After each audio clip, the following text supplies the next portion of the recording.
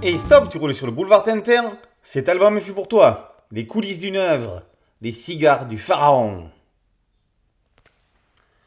8 décembre 1932, les premières planches des aventures de Tintin en Orient paraissent dans le petit 20e.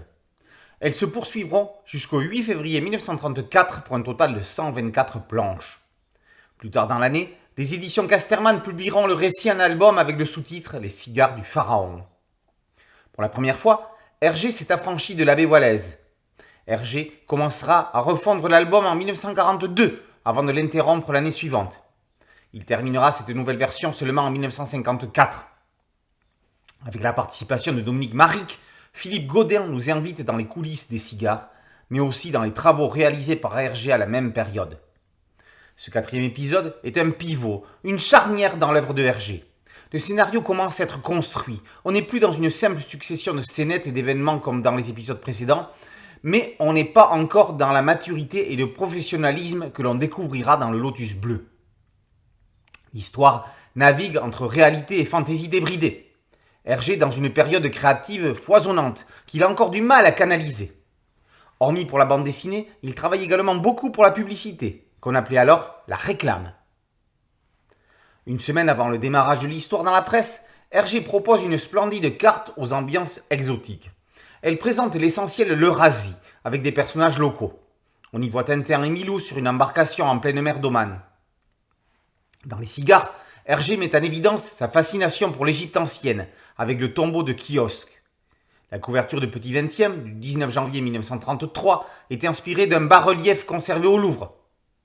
Dans les cigares, on trouve aussi une scène unique dans laquelle Tintin croise une célébrité existante, l'aventurier Henri de Montfred.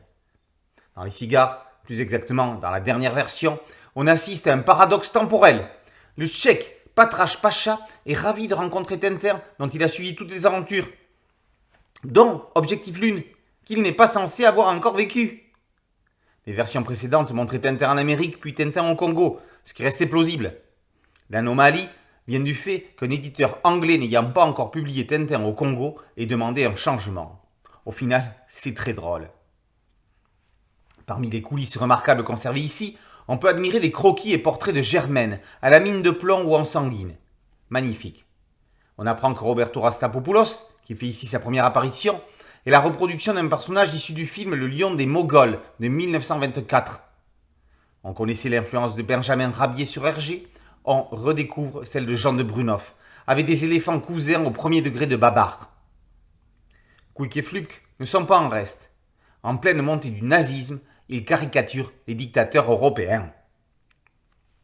Replongez-vous avec délectation dans cette quatrième aventure du reporter à la houppe. Rendez-vous en mai pour découvrir les coulisses du Lotus Bleu, dont la première version colorisée vient de sortir. Quand on a fini de lire Tintin, on peut recommencer à lire Tintin, on y trouvera toujours quelque chose de nouveau.